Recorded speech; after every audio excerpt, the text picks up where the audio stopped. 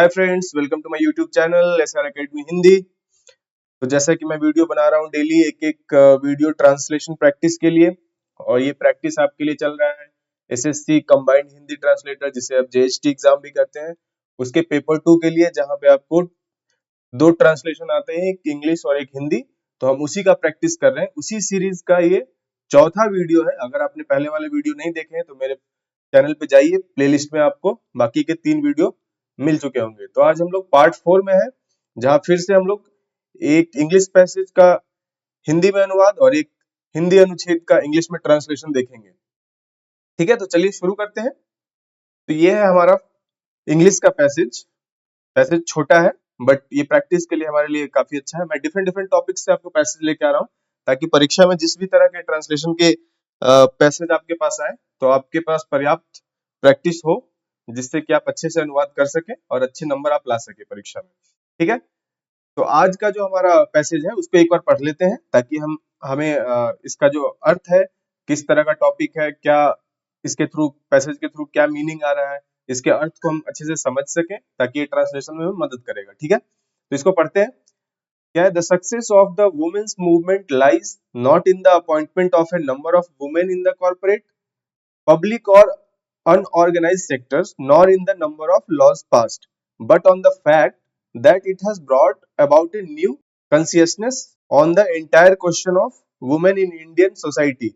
There would have been no women's movement in India if Indian men in the 19th century had not been concerned with modernizing women's roles.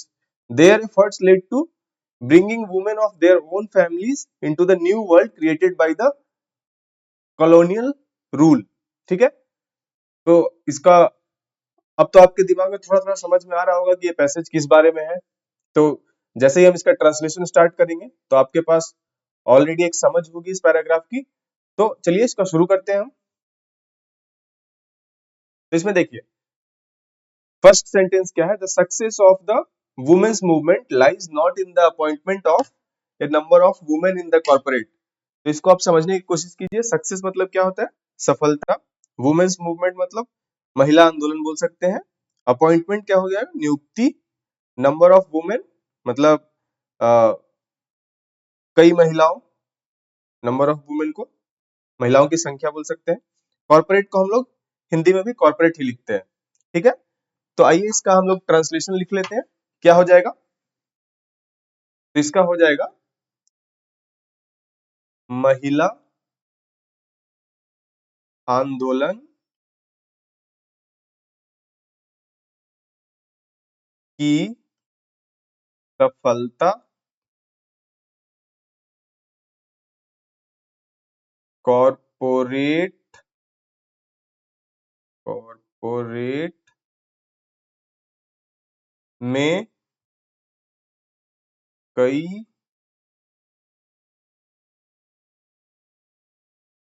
महिलाओं की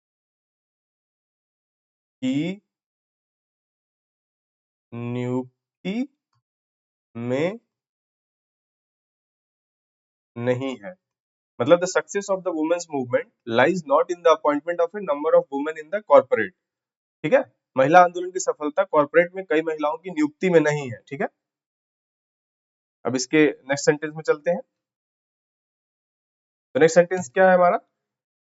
public और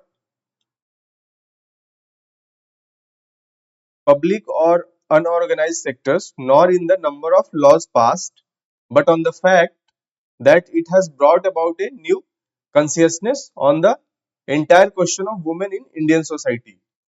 तो इसका हम लोग translation, पहले शब्दों को देख लेते हैं कि क्या क्या इसका मीनिंग होगा। तो पब्लिक का हम लोग यहाँ पे पब्लिक और अनऑर्गेनाइज सेक्टर्स है, मतलब यहाँ पब्लिक का मतलब हो जाएगा सार्वजनिक, अनऑर्गेनाइज मतलब असंगठित, सेक्टर्स को क्षेत्र बोल सकते हैं, लॉज मतलब कानून हो गया, पास्ट को पारित बोल सकते हैं, on the fact that it has brought about a new consciousness. Consciousness को क्या बोल सकते हैं हम लोग? कॉन्सियसनेस को हम लोग बोल सकते हैं चेतना। ऑफ द एंटायर क्वेश्चन मतलब संपूर्ण प्रश्न। इंडियन सोसाइटी मतलब भारतीय समाज। ठीक है, तो इसको हम लोग लिख लेते हैं। क्या होगा इसका ट्रांसलेशन?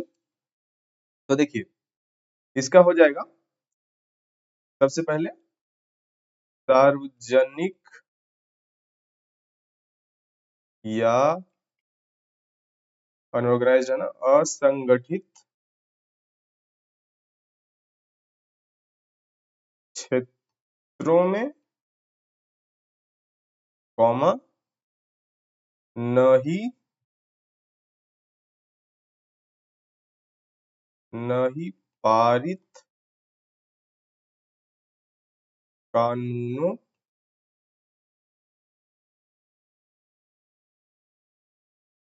की संख्या में, बल्कि, क्या है बल्कि, ऑन द फैक्ट, फैक्ट मतलब होता है तथ्य, तो बल्कि इस तथ्य पर कि इसमें इसमें है, on the fact that it has broad about the new concept, तो इससे हो जाएगा इससे, ये इससे हो जाएगा, इससे भारतीय समाज में में महिलाओं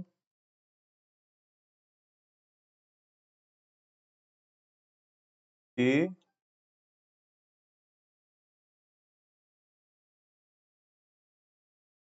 संपूर्ण प्रश्न पर एक नई चेतना आई है। ठीक है, तो इसका एक बार पढ़ लीजिए आप लोग भी मेरे साथ साथ ट्रांसलेट करते रहिए, जिससे कि अगर मेरे से कोई मिस्टेक होता है तो आप कमेंट्स में जरूर लिखिए, मैं उसको करेक्ट करूंगा। तो सार्वजनिक या असंगठित क्षेत्रों में नहीं पारित कानूनों की संख्या में, बल्कि इस तथ्य पर कि इससे भारतीय समाज में महिलाओं के संपूर्ण प्रश्न पर एक नई चेतना आई है। तो इसका ट्रांसलेशन हो गया। अब चलते हैं नेक्स्ट। क्या है नेक्स्ट सेंटेंस, देखिए, देयर वुड हैव, देखिए, there would have been no women's movement in India if Indian men in the 19th century had not been concerned with modernizing women's roles। तो इसमें क्या क्या है आपका, वुमेन्स मूवमेंट तो आपको पता ही है, इंडियन में 19th सेंचुरी मतलब 19वीं शताब्दी, कंसर्न मतलब चिंता करना, मॉडर्नाइजिंग मीन्स, मॉडर्नाइजिंग में क्या होगा, आधुनिक बनाने, आधुनिक बनाना, something like that, and concern मतलब तो चिंता हो गया, वुमेन्स रोल मतलब हो गया आपका महिलाओं की भूमिका। ठीक है, तो इसको लिख लेते हैं हम लोग, क्या हो जाएगा, भारत में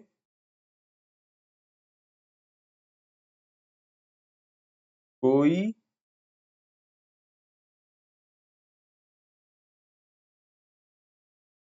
महिला आंदोलन नहीं होता अगर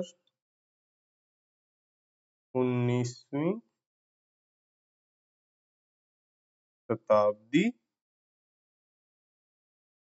और या सदी भी लिख सकते हैं, 19वीं सदी में भारतीय पुरुष, इंडियन मैन,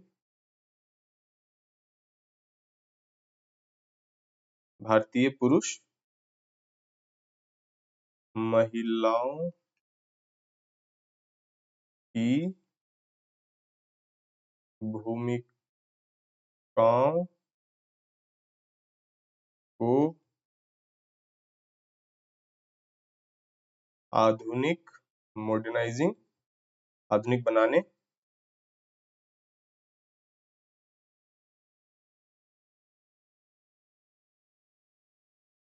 के बारे में लिख सकते हैं हम लोग, बनाने के बारे में, बनाने के बारे में चिंतित न होते। तो पढ़ लेते हैं एक बार इसको। भारत में कोई महिला आंदोलन नहीं होता अगर 19वीं शताब्दी में या 19वीं सदी में भारतीय पुरुष महिलाओं की भूमिकाओं को आधुनिक बनाने के बारे में चिंतित न होते। ठीक है, तो अब चलते हैं नेक्स्ट सेंटेंस पे।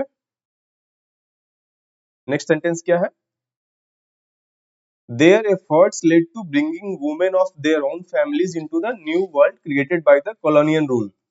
ठीक है, तो इसमें क्या क्या हो जाएगा? एफर्ट्स मतलब प्रयास, एफर्ट्स मतलब हो गया प्रयास, ब्रिंगिंग मतलब लाना, women of their own families अपने परिवार की महिलाओं को, न्यू वर्ल्ड मतलब नए विश्व या नई दुनिया बोल सकते हैं, क्रिएटेड बाय कॉलोनियल रूल मतलब औपनिवेशिक शासन। ठीक है, तो अब इसको लिख लेते हैं हम लोग हिंदी में। तो क्या होगा? उनके प्रयासों से उनके अपने परिवार की महिलाओं को औपनिवेशिक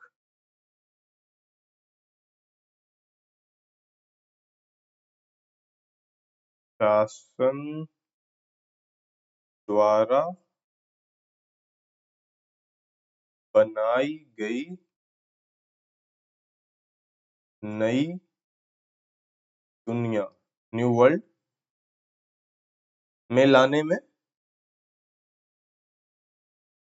या में लाने में मदद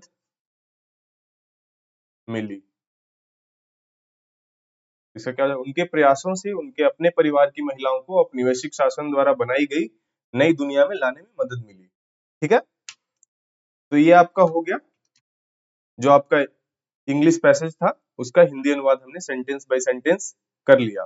ठीक है, उम्मीद है आप भी साथ साथ इसको कर रहे होंगे।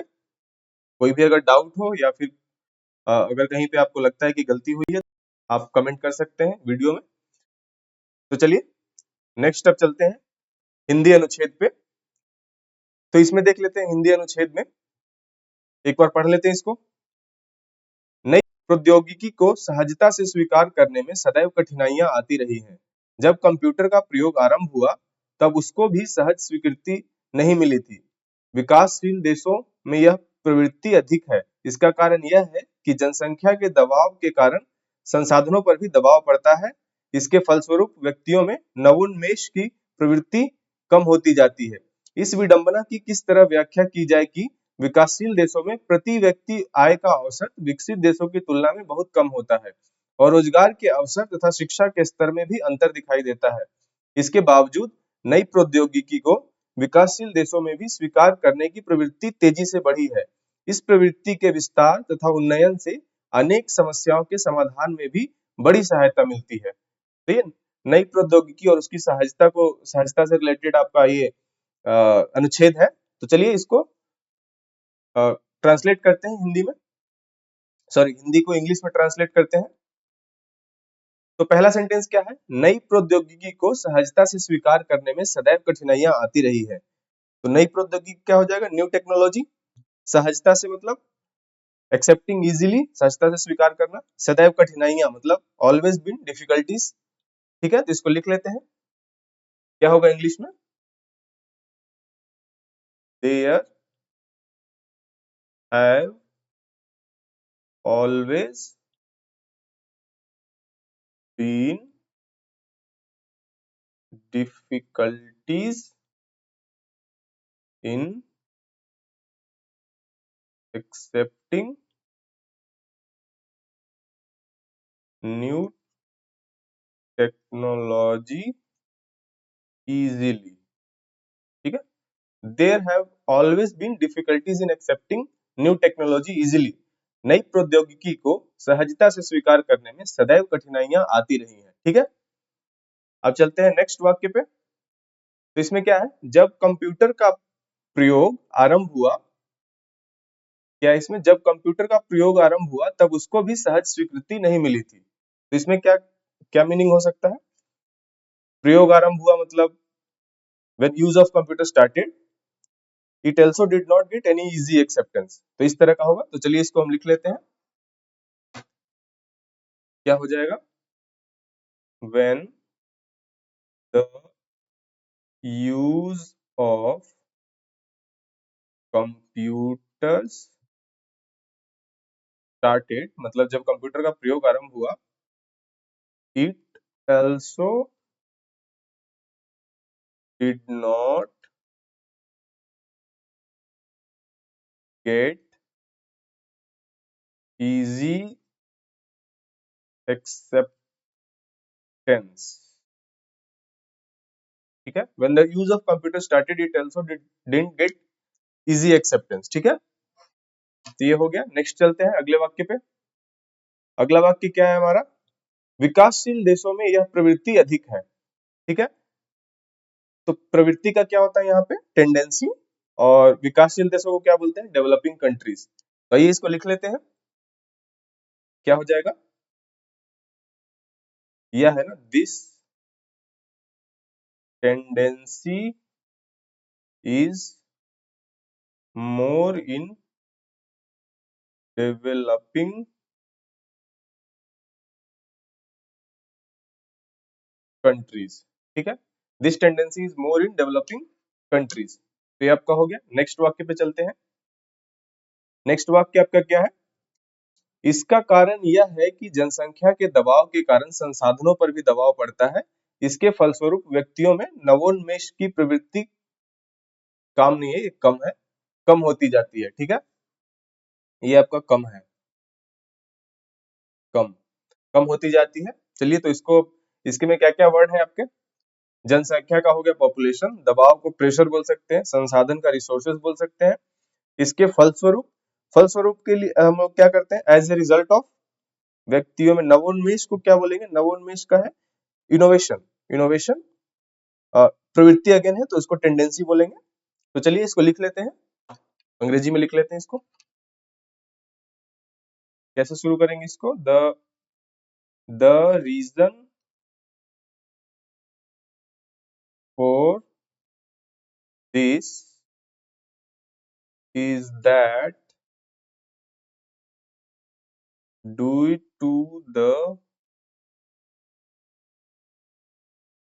प्रेशर ऑफ population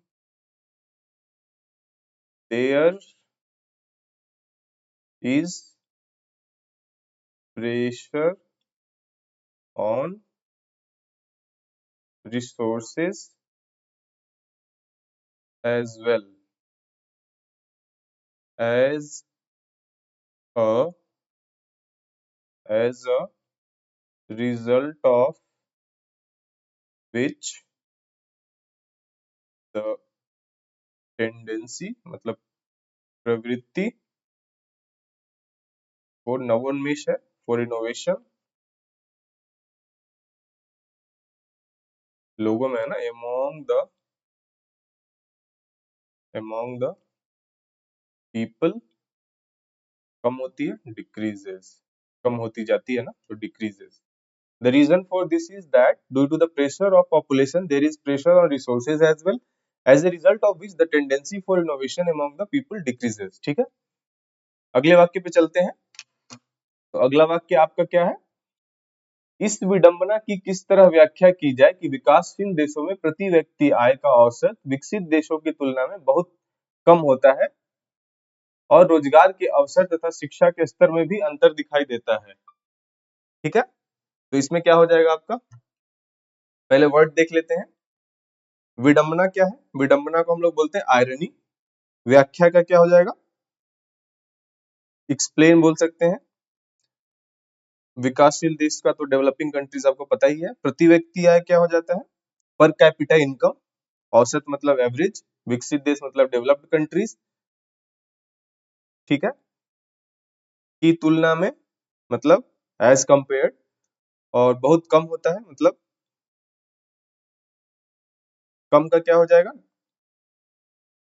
उसकी तुलना में कम है मतलब लेस, और रोजगार के अवसर मतलब एम्प्लॉयमेंट अपॉर्चुनिटीज, और शिक्षा का स्तर कम हो जाएगा, लेवल ऑफ एजुकेशन, और अंतर का हो जाएगा डिफरेंस। ठीक है, तो इसको लिख लेते हैं अंग्रेजी में, how to explain this irony that the average per capita income in developing countries is much lesser than that of